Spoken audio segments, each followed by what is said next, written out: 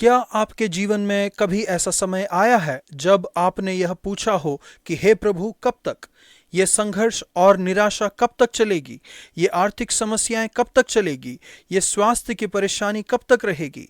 संबंधों में ये मुश्किलें कब तक रहेंगी? मैं इस व्यसन से कब तक जूझता रहूंगा? यह गंभीर लालसाएं कब तक रहेंगी? इस नुकसान से उभरने में मुझे कितना समय लगेगा? कभी कभी मैं और पीपा सेंट पीटर्स के ब्राइटन में जाते हैं, जो कि हमारी ही कलीसिया है। एक सभा के अंत में एक महिला मेरे पास आई और मुझे बताया कि 37 वर्षों से वह अपने पति के लिए प्रार्थना कर रही है, मसीह पर विश्वास लाने के लिए। इन 37 सालों तक वह कहती रही, कब तक हे प्रभु, कब तक? जब 2009 में सेंट पीटर फिर से खुला तो उसके पति ने तय किया कि वह उसके साथ चर्च आना पसंद करेगा। जिस पल वह सेंट पीटर्स में आया, उसने महसूस किया कि वह घर आ गया है और उसने नया जन्म पाया है। अब वह चर्च से प्यार करता है और हर हफ्ते चर्च में आता है।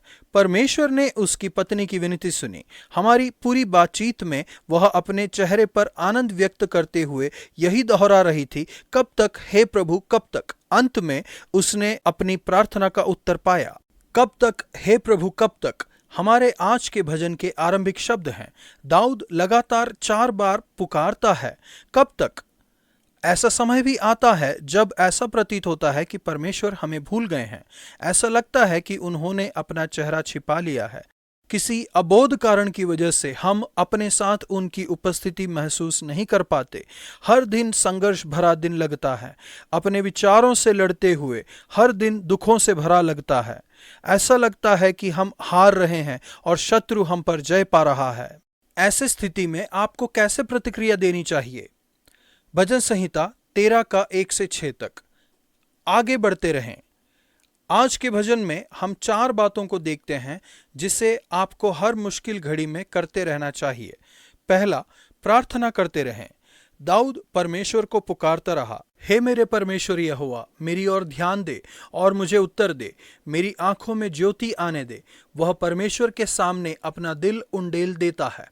यह दूर दिखाई दे तब भी प्रार्थना करना मत छोड़िए। दूसरा, भरोसा बनाए रखें। परंतु मैंने तो तेरी कृपा पर भरोसा रखा है। जब चीजें अच्छी हो रही हों तो अपेक्षाकृत आसान लगता है, लेकिन विश्वास की परीक्षा तब होती है जब ऐसा प्रतीत होता है कि चीजें अच्छी नहीं हो रही। तीसरा, आनंद मनाते रहें। वह परीक्षा में आनंद नहीं मनाता, बल्कि परमेश्वर के उद्धार में। वह कहता है, मेरा हृदय तेरे उद्धार से मग्न होगा, मैं तेरे बचाव का उत्सव मना रहा हूं। चौथा, आराधना करते रहें। वह हर चीजों से गुजर रहा था, इसके बावजूद दाऊद परमेश्वर की भलाई को देख पाया। मैं परमेश्वर के नाम का भजन गाऊंगा क्योंकि उसने मेरी भलाई की है। परमेश्वर ने उसके लिए जो भी किया था वह सब उसे याद है। जब आप परमेश्वर की स्तुति और आराधना करने लगते हैं तो वह आपकी समस्याओं का समाधान लाते हैं। कभी कभी मैंने अपने जीवन में पीछे देखना और परमेश्वर को धन्यवाद देना लाभदायक पाया है कि उन्होंने मुझे खुद के अनेक संघर्षों, निराशाओं और शोक से उभारा है, और यह याद करना लाभदायक होता है कि उन्होंने इन सब में मुझ पर किस तरह भलाई की है। प्रभु, आज मैं आपकी आराधना करता हूँ। मेरे प्रति आपकी भलाई के लिए धन्यवाद। आने वाले सभी संघर्षों में आपके अटल प्रेम पर मैं विश्वास करता हूँ। नया नियम, मत्ती 15 का 10 से 39 तक। यीशु का अनुसरण करते रहें। किसी भी प्रार्थना का विलंब होना परमेश्वर के वायदों को बेअसर नहीं कर सकता। परमेश्वर हमेशा हमारी स्थिति को तुरंत नहीं बदलते। बीमारी और तकलीफें पूरी तरह से नाश नहीं की जाएंगी जब तक कि यीशु वापस ना आ जाएं। ये कहानियां और हमारे चमत्कार के अनुभव और चंगाई उसका पूर्वाभास है जो बाद में होने वाला है। परमेश्वर की भलाई श्रेष्ठता से यीशु में प्रकट की गई है।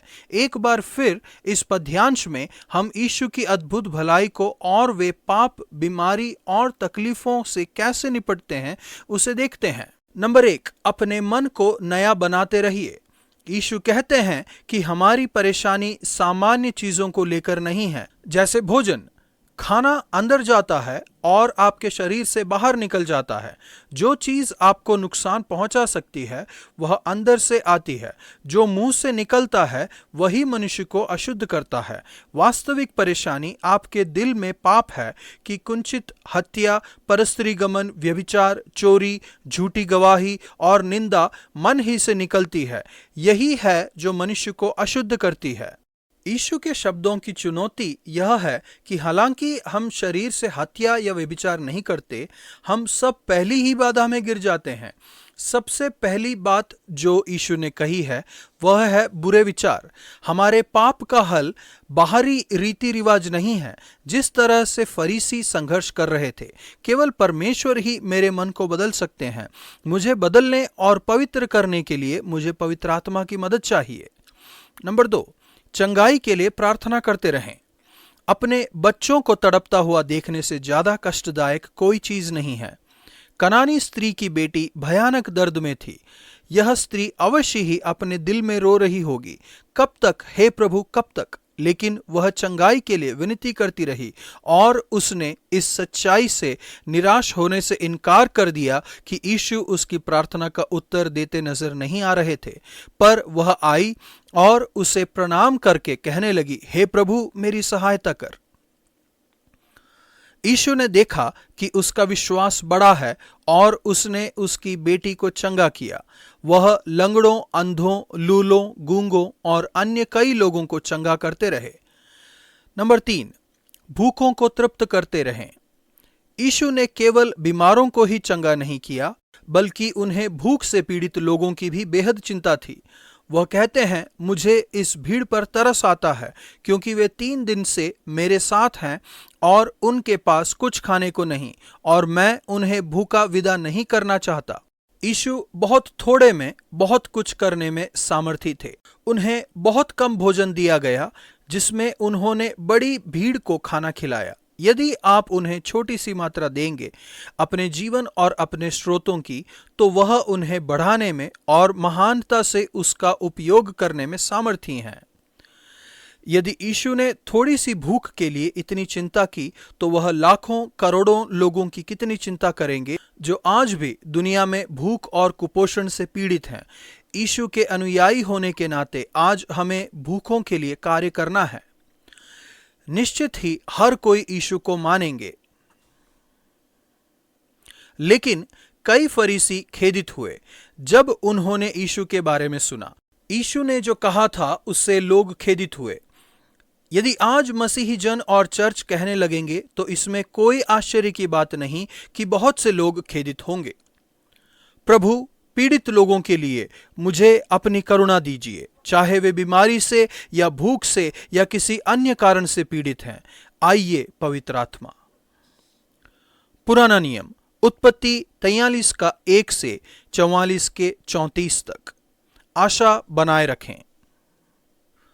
याकूब दाऊद की तरह पुकार सकता था, कब तक हे प्रभु।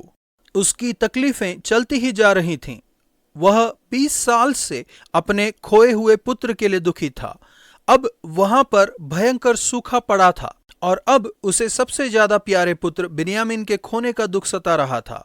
उसने कहा, तुमने मुझसे बुरा बर्ताव क्यों किया? सबसे ज्यादा दुखी होकर वह कहता है, यदि मैं निर्वश हुआ तो होने दो। अंततः याकूब को परमेश्वर पर भरोसा करना पड़ा और उसने अपने पुत्र बिन्यामीन को जाने दिया। जब उसने ऐसा किया तो सब ठीक हो गया। अक्सर ऐसा ही होता है, जब तक कि हम स्थिति को प्रभु के हाथों में नहीं सौंपते, शायद बदतर होने के डर से कि प्रभु सब कुछ ठीक कर देंगे। उत्पत्ति के इस भाग की कहानी बताने वाला व्यक्ति बहुत ही बुद्धिमान है। वह वेदना को बाहर निकालता है। यहूदा जानता था कि यदि पिता बिन्यामीन के साथ साथ यूसुफ को खो देंगे तो इससे शायद उनकी मृत्यु हो जाए। वह उस दुख के बारे में बताता है जो उसके पिता पर आ सकता था। इन सब में हम पाठक जानते हैं कि यूसुफ जिंदा है और यह कि उसके द्वारा सारे सपने पूरे होने वाले हैं। यूसुफ बहुत दुखी हुआ और उसे रोने के लिए एक स्थान देखना पड़ा। यूसुफ अपने भाइयों की परीक्षा लेता है। यहूदा बदल गया था। पहले उसने संवेदनहीन ढंग से अपने भाई को दासत्व में बेच दिया था। अब वह अपने भाई को बचाने के लिए अपनी जान देने के लिए तैयार है। सो अब तेरा दास इस लड़के की संति अपने प्रभु का दास होकर रहने की आज्ञा पाए और यह लड़का अपने भाइयों के संग जाने दिया जाए। इस कहानी के अनपेक्षित घुमाव और मोड़ में अपने उद्देश्य को पूरा करते हुए परमेश्वर कार्य कर रहे हैं। वह हमेशा आपके चरित्र में कार्य कर रहे हैं और आपको इस योग्य बना रहे हैं ताकि जब आप पीछे मुड़कर देखें तो कहें कि प्रभु ने मेरी भलाई की है। जब हम इसे नए नियम की दृष्टि से पढ़ते हैं तो हमें याद आता है कि परमेश्वर ने हमें बचाने के लिए अपने इकलौते पुत्र यीशु को भेजा। याकूब को अपने पूरे परिवार को बचाने के लिए अपने केवल पुत्र, वह अब अकेला रह गया, बिन्यामीन को भेजना पड़ा। प्रभु, इस अद्भुत उपाय के लिए आपका धन्यवाद जिससे आप हमारे जीवन में और इतिहास में अपने उद्देश्यों को पूरा कर रहे हैं।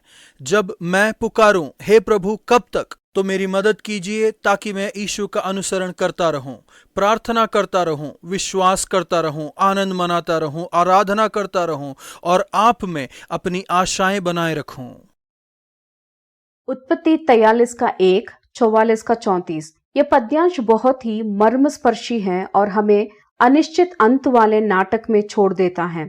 उन सब के द्वारा काफी नफरत, ईर्ष्या, कपट और अदयालुता की गई। यूसुफ यह जानने के लिए उनकी परीक्षा करता है कि उनके दिलों में क्या है, क्या वे बदल गए हैं, क्या वे अपने कार्यों पर पछता रहे हैं। जब यूसुफ ने देखा कि उसके भाई झुककर प्रणाम कर रहे हैं तो उसे यह कहने की इच्छा हुई होगी, याद है वे सपने, मैंने तुमसे कहा था ना। हमारे प्रोत्साहन के लिए इसमें कुछ तो शामिल है, लेकिन इन्हें दूसरों से ना कहे तो अच्छा है। आज का वचन, परंतु मैंने तो तेरी करुणा पर भरोसा रखा है, मेरे हृदय तेरे उद्धार से मगन होगा। भजन संहिता 13 का 5।